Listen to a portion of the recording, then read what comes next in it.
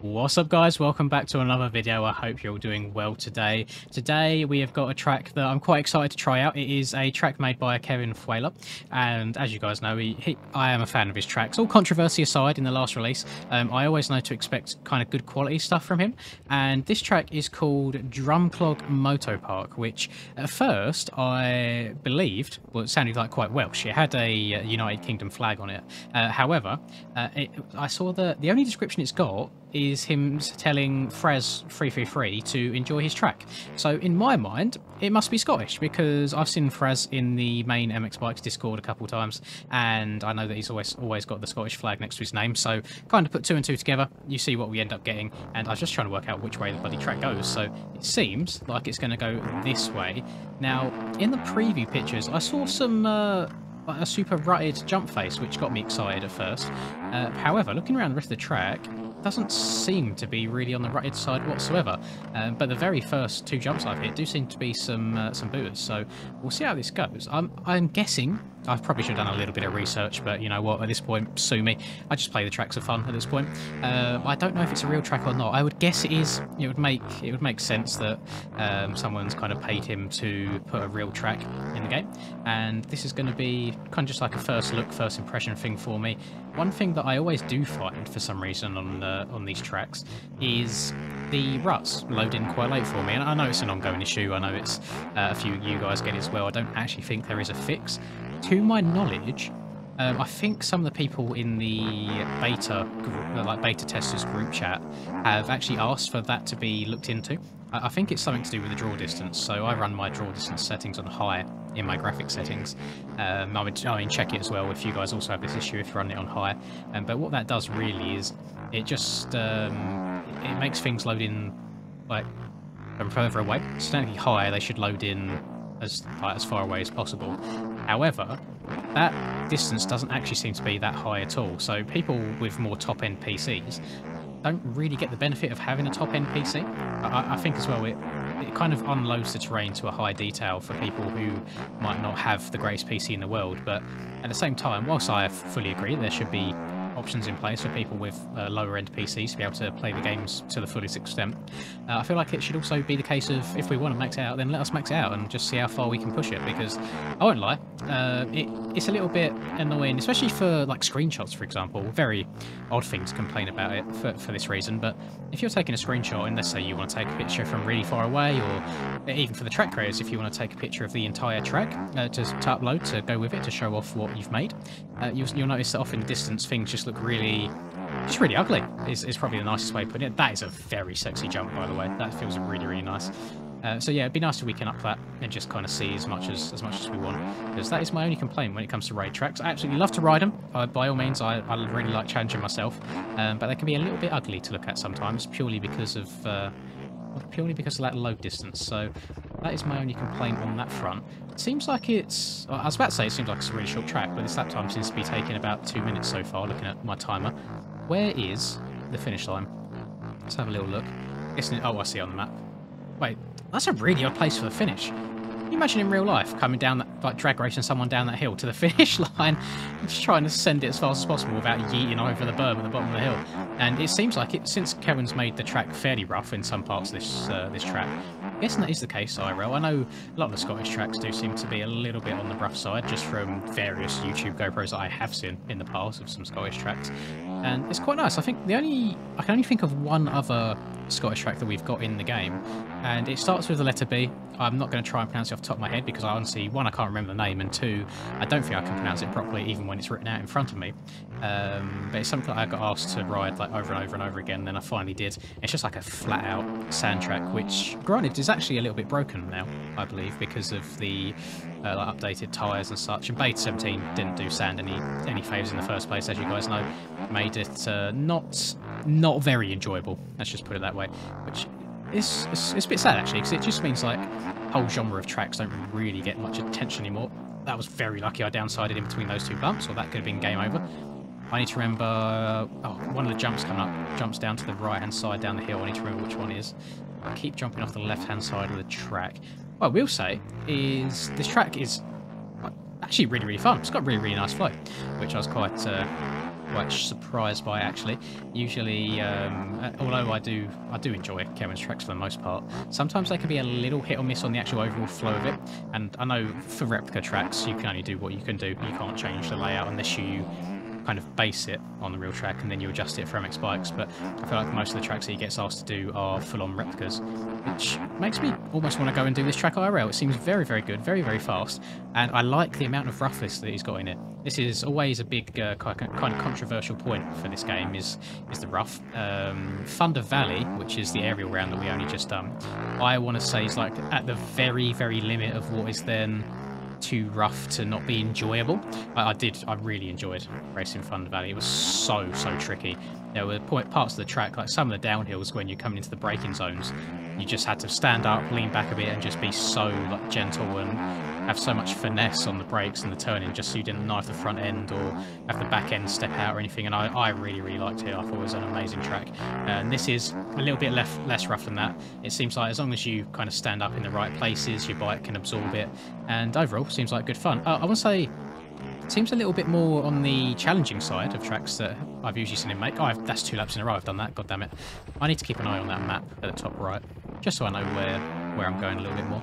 Because one thing that I always do when I'm recording these videos is I zone out. I don't actually think about like what buttons I'm pressing. I just play the game and talk at the same time and hope that it all works out. But sometimes it really doesn't. Yeah, these jumps are really nice.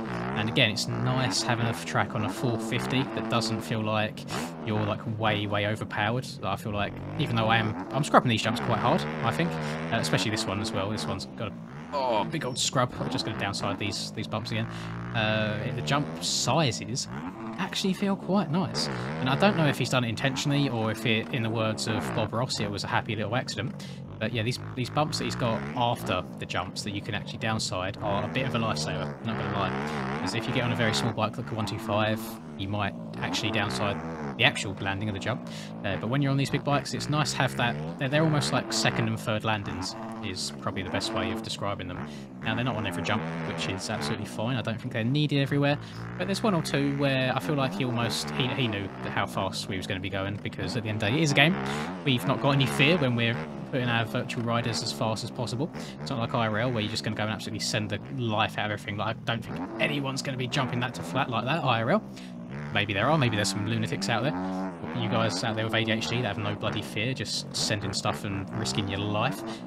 I myself, on the other hand, I'm a bit of a scared person when it comes to IRL. If I'm not 100% sure that I can clear a jump and land absolutely fine, I'm probably not going to send it, which ends up biting me in the arse a lot of the time, especially when I'm out riding and practicing. The amount of times I come up to a face of the jump, I'm like, right, this lap, do it. And I just don't. I just pussy out every single time, and then I'll hit it maybe like 5 laps before the day's over, and I'm like, god damn it, that was actually really easy. Why didn't I do that the entire time? It's so frustrating. I want to say that, I mean, I've got shaders on right now, so it'll probably make the track look a lot prettier than it probably actually is on default. Can I toggle that off whilst I'm playing, and you'll be able to see that? Hang on. Page off. Oh yeah, I can. So you can see how dark it looks now. It almost looks like it's like overcast and rainy, but this is what it looks like raw, and then this is what it looks like with my lovely shaders. So with shaders on, I think it looks really nice. I'm not going to comment about them because I'm not playing without them. But it just looks like it does give me Scottish vibes, if I'm honest. Just kind of lots of land about. I mean, I'm not sure how realistic this skybox is that you see around the track, so off into the distance over there. I don't know if that's taken from the actual area. But regardless, even if it's not, it does just look like Scotland to me. You know, lots of open green area, plenty of room to work with. And to be fair, since we're in Scotland, maybe that is the best. Maybe these are the best settings to use since it's constantly bloody raining over there. No desire to ever go to Scotland other than to ride. Probably I had one guy actually months ago say that I'm welcome to go and turn up to his track and ride for free if I wanted to. So that's a really nice gesture. And there's a few of you guys like that in the comments. They've offered me some nice things over the last year and a half or so of me doing this, and I'm always very appreciative. Granted, I am a bit of a hermit, so I don't get out as much as I would like to take you up on these offers, but it's nice that the offer's even there. And yeah, if one day I ever do go up north riding, I know where to go. I know where I'm welcomed. And that is something that, actually, whilst I'm on topic, let me address it. So I've not uploaded a real life riding video in, I don't know how long it's been, like over a month now. And people keep asking, oh, when's the next one? And I'm going to answer here, just rather than keep repeating myself. I literally record every single time I go riding. So if you've not seen any videos, I've not been, and that is exactly the case here. I've generally not been riding. I did have, a week ago, might have been 2 weeks ago now at this point, I was booked in for a hill climbing event, which actually ended up getting cancelled because there wasn't enough people like signed up, which I was so disappointed by. Let me turn those shaders back on. I was so disappointed it didn't go through because I thought not only would it have been the first time I've ever done an event like that, which I think would have been really good fun, it would have made such a good video as well. And I feel like I'm turning into a proper little bloody YouTuber now, where everything that I think of, I've got content in mind, which is, it's actually really bad, because it probably just stops me doing things for the sake of doing them and for genuine just fun. But yeah, as soon as I heard about it, I was like, oh my god, I need to do that. I want to take the GoPro. It'll be so good. I'm so disappointed it didn't go through, but I hope I can do it next year. It should be good fun. I think the issue that they had was, I don't think they marketed it, English, come on, hard enough, so I just don't think many people were aware of it. But yeah, hopefully next year I can do it for you guys and myself, because it just does look like a whole lot of fun. There was classes, there's so many like different groups. You had your 125 class, your 250s, your 450s, normal stuff, but then you had like the weird and wonderful things like a pit bike class, like little 50cc class, some old road bikes like a Grom, for example, a Honda Grom, if you guys know what those are. And yeah, it just looked like a laugh. I'd seen YouTube videos of it in the prior year, when I think that was the year before, and it looked like so much fun. And that's something that I'm really trying to do now with my riding. Is I think I'm past all the years of just going riding for racing and that's it. I just like spending time on my bike, as I'm sure a bunch of you guys do. Just like riding for the sake of riding. And yeah, I just want to do it more. It's very hard. I'm quite a busy man, although I suppose a lot of you probably don't really realise, but you probably just think I just sit here recording videos all day every day, but I do have somewhat of a life outside of Listen work as well, so it does get a little bit difficult trying to squeeze everything in sometimes, but I certainly try my best. And with Legends coming out now as well, that's going to be taking up a bunch of my time. I don't know what my opinion is fully of it. I know people will probably moan at me for talking about Legends in an MX Bikes video, but I'm only going to cover it for 2 minutes. The first 30 minutes that I played, I was like, oh my god, what is this? The bike doesn't move, the hills are really glitchy, the sounds are awful, and don't get me wrong, the audio, there are so many audio bugs, it's actually unreal. I don't know how they've released a game with that many bugs, but actually the core gameplay, once you get into it and once you learn the mechanics and how to actually make the bike move at a somewhat decent pace, it's actually not bad at all. And I'm sure I'll get slewed either way, no matter what my opinion is. Some people will absolutely love it, and if I say I hate it, they'll go after me. Some people absolutely hate it, and if I say I love it, they'll go after me. Yeah, I don't mind it. How long that enjoyment will last, I don't know. I'm hoping it lasts a little bit longer than Supercross 5 did, because that was literally like 3 days maybe.